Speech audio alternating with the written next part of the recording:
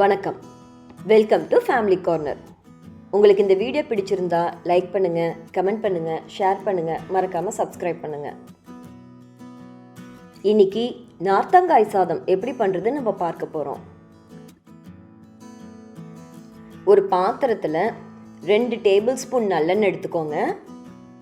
எண்ணெய் காய்ந்ததும் 1 டீஸ்பூன் கடுகு பொரிஞ்சதும் 1 டீஸ்பூன் உளுந்தம்பருப்பு, 1 டீஸ்பூன் கடலைப்பருப்பு, அதையும் அது கூட சேர்த்து தாளிச்சுக்கிறோம். அது கூடவே 1/4 டீஸ்பூன் வெந்தயம், 2 சின்ன பெருங்காயக்கட்டி, உங்ககிட்ட பெருங்காயக்கட்டி இல்லை அப்படின்னா 1/4 டீஸ்பூன் பெருங்காயத்தூள், 4 வரமிளகாய், 1/2 கப் சின்ன வெங்காயம், இது எல்லாம் சேர்த்து தாளிச்சுக்கோங்க. அது கூடவே சிறிதளவு கருவேப்பிலையும் சேர்த்து தாளிச்சுக்கோங்க.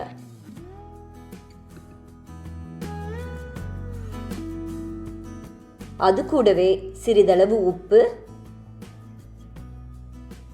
பூண்டு 20 பல், பூண்டு உங்களுக்கு வேணும்னா நீங்கள் பயன்படுத்திக்கலாம், இல்லாட்டி அது தேவையில்லை. இது எல்லாம் சேர்த்து தாளிச்சுக்கோங்க.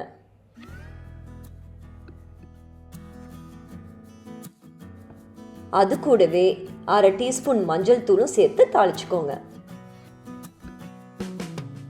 ஒரு பெரிய நார்த்தங்காயை நம்ம நல்லா பிழிஞ்சு சாறு எடுத்துக்க போறோம்.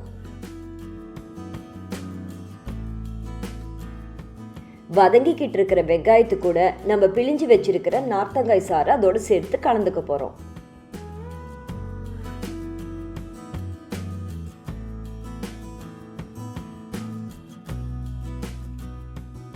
ஒரு அகலமான பாத்திரத்தில் 2 கப் வடித்த சாதத்தை நம்ம எடுத்து ஆற வச்சுக்கிறோம்.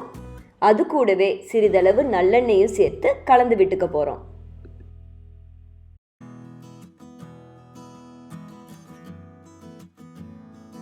இந்த சாதத்து கூட நம்ம தாளிச்சு வச்சிருக்கிற நார்த்தங்காய் சாறையும் சேர்த்து கலந்துக்க போகிறோம்.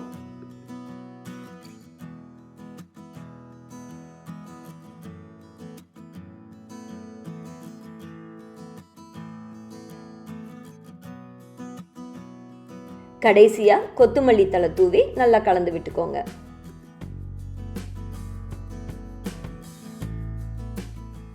மிக மிக சுவையான, எளிதான, ஆரோக்கியமான நார்த்தங்காய் சாதம் தயாராயிடுச்சு. இது எங்கள் அம்மாவோட ரெசிபி. நீங்களும் ட்ரை பண்ணி பாருங்க. உங்களுக்கு இந்த வீடியோ பிடிச்சிருந்தா ஃப்ரெண்ட்ஸுக்கு ஷேர் பண்ணுங்க, ஃபேமிலி கார்னருக்கு சப்ஸ்கிரைப் பண்ணுங்க. நன்றி.